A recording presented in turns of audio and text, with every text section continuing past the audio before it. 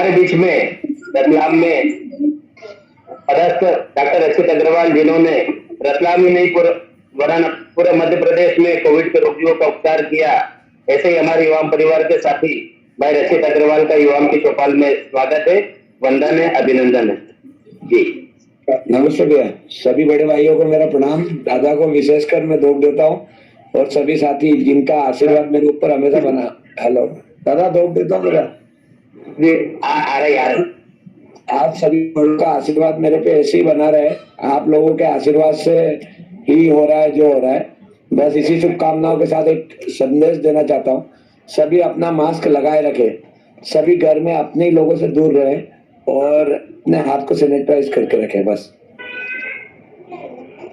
नितिन, मैं एक तो प्रश्न कर सकता हूँ क्या? जी दादा, बिल्कुल कर नितिन, जनरली ये जैसे कोविड के भी नए लक्षणों में कुछ परिवर्तन हुए हैं और कई बार ऐसा भी आया, अखबारों में लिखा हुआ बड़े बड़े वैज्ञानिकों का और हेल्थ साइंटिस्ट का कहना कि भाई शुरू में लक्षण भी नहीं आते लेकिन कोविड होता है। तो सामान्यतः मेरा अपना अनुभव है कि मेरे घर में भी 2 कोविड पॉजिटिव हुए हैं और मेरा अपना अनुभव भी सामने मेरे रिश्तेदारों में भी कई हुए हैं कि जनरली कोविड के लक्षण आने से जांच कराने के बीच 5 दिन का मार्जिन हो ही जाता है, क्योंकि हम ये सोचते हैं कि पहले के सीजनल फीवर होगा, फिर हम सोचते सामान्य बुखार होगा, फिर हम सोचते कोई अब तक फ्लू होगा थोड़ा छोटा मोटा, और उसके बाद में जब 5-1 दिन बाद हम टेस्ट कराते हैं तो 2 दिन बाद 3 दिन बाद रिपोर्ट आती है, तो 8 दिन बाद हमें पता लगता है कि हमको कोविड पॉजिटिव है।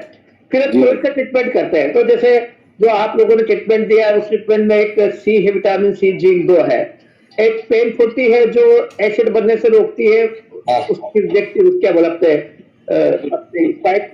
वो गोली लेते वो 3-4 गोली है। तो मेरा कहना है कि आपकी राय में कि जैसे हमें सामान्य लक्षण घर में हो और हम 4-5 दिन घर में रुके, तो क्या वो 5 दिन घर में वेट नहीं करें? मेरा पहला प्रश्न।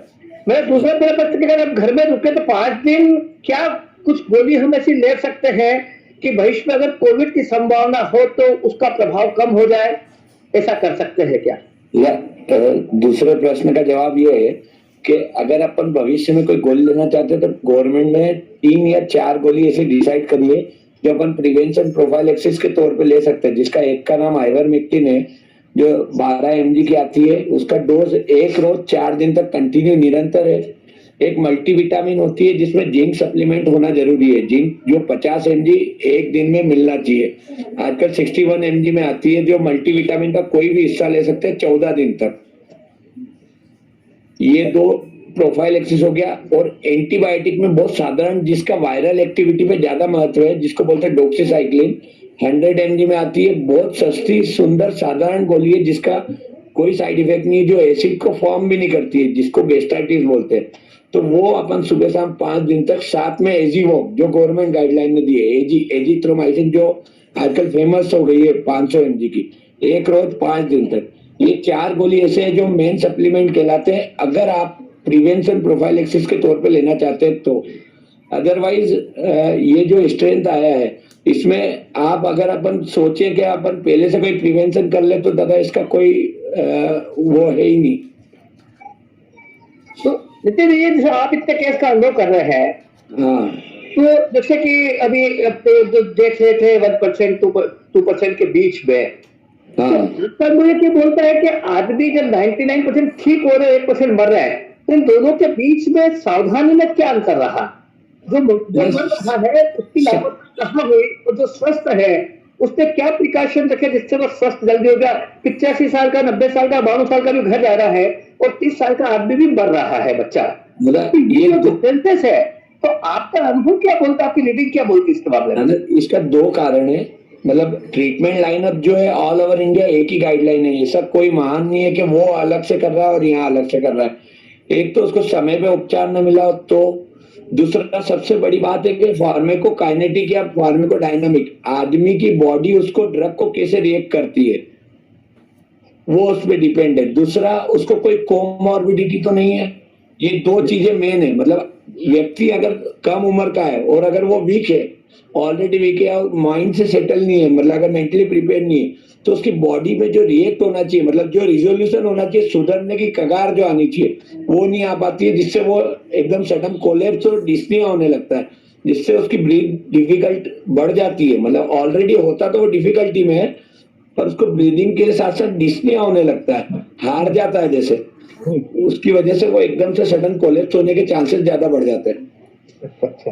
डॉक्टर साहब थोड़ा सा सीटी वैल्यू को थोड़ा सा क्लियर करें कि सीटी वैल्यू को लेकर थोड़ा सा एक अपनी बात रखें, क्योंकि ये समझ में आने लग जाए तो शायद समझते हैं कि हमारे को डिसीजन लेने में आसानी रहेगी कि हमें हॉस्पिटल की तरफ कब मूव करना चाहिए सीटी वैल्यू को लेकर।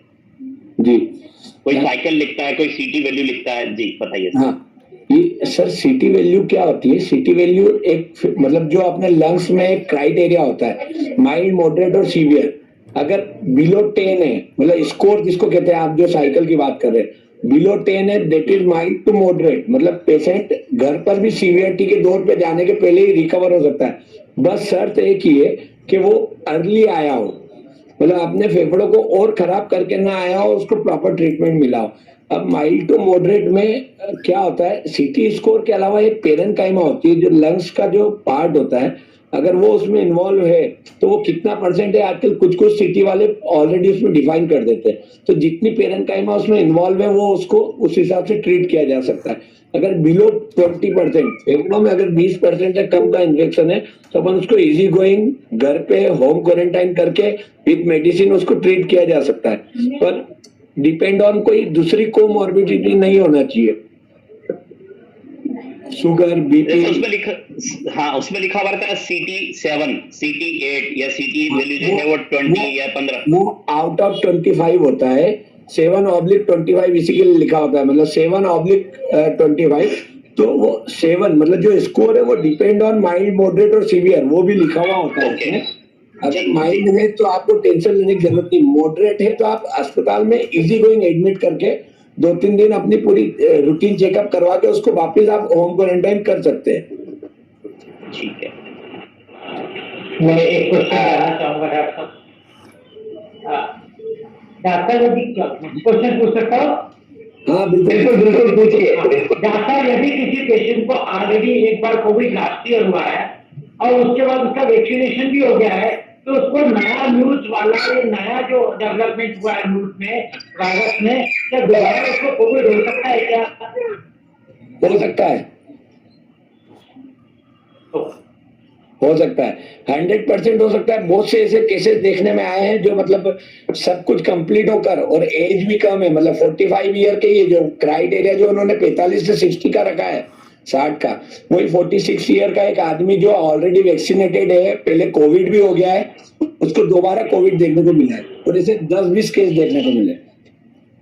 बहुत बहुत धन्यवाद आदरणीय सचिव अग्रवाल साहब। हमें एक छोटा सा मेरी भी जिज्ञासा है, जिज्ञासा तो ठीक है, आप सभी लगे हैं तन मन और धन से। मेरा एक अनुरोध है कि जो रेमडेसिविर इंजेक्शन को लेके कोविड पेशेंट है या नहीं है, सस्पेक्टेड है, लेकिन उसके फैमिली मेंबर पहले से जो रेमडेसिविर के लिए जो अपनी डिमांड करते हैं, और वो डॉक्टर आप लोग तय करें, लेकिन उसके पहले वो अपने सोर्सेज से, मतलब एक पेशेंट के लिए 10-10 जगह लोग करते हैं,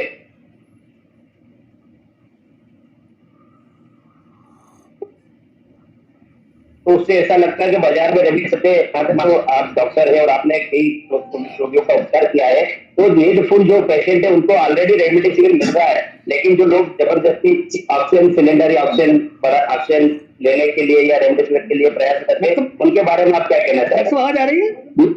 हाँ आ रही है दादा, आ रही है। ये बंद होना चाहिए, ये मतलब इसका कोई निष्कर्ष ही नहीं निकलता है कि आप पहले से रेमडेसिविर को अवेयर के रखिए, और इसके कारण जिसको मतलब ज्यादा प्रायोरिटी में जरूरत है वो पा ही नहीं पा रहा है इसको, और इसी कारण इतनी सख्ती हो गई है। पहले भी इलाज हो रहा था, पहले भी लोगों को सब चीजें मिल रही थी, ये जो स्टोर करके रखने की प्रथा चलाई है, ये इसी कारण से सारी सुविधाएं असुविधाएं में बदली है।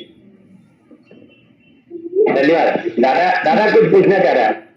हाँ डॉक्टर, एक तो मुझे ये मैसेज आया कि ऑक्सीजन के बारे में कुछ जानना चाहते हैं कि ऑक्सीजन कब लेना चाहिए, और ऑक्सीजन अवेलेबल नहीं है तो क्या कोई ऐसे देसी इलाज है जिससे हम उस समय को, थोड़े समय के लिए ऑक्सीजन की आवश्यकता को टाल सकते हैं, यानी कोई योग में या कोई खाने में ऐसी चीजें, गोली हो जो ऑक्सीजन की आवश्यकता की पूर्ति करके थोड़े समय को ऑक्सीजन की व्यवस्था, इतने समय को बचा सकती है, और बहुत सारी ऑक्सीजन का ना होगा कहाँ?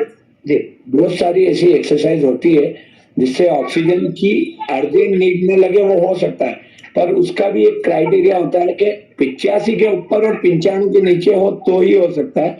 दूसरा, पेशेंट उसको उस समय एक्सर्शन न करे, मतलब पहले उसका कोई परिजन या साथी पहले से व्यवस्था कर ले। उसके अलावा दादा इसमें कोई ऐसा योग या एक्सरसाइज नहीं है कि जो अपनी ऑक्सीजन की मात्रा को कम कर दे। क्यों? क्योंकि इसमें जैसे ही एक्सर्शन करा, व्यक्ति ऑलरेडी कफ की वजह से पीड़ित रहता है, वो उसको कब उल्टा देगा वो पता नहीं कर पाता है वो। डॉक्टर, एक छोटा सा क्वेश्चन ऑक्सीजन को लेके।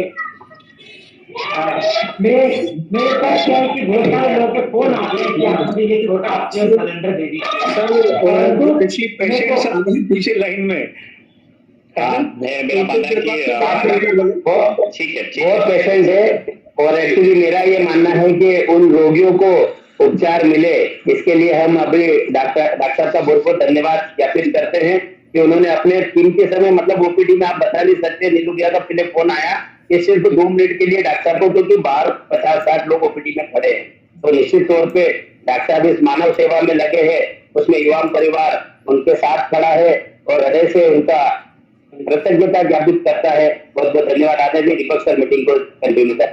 प्रणाम सर, प्रणाम।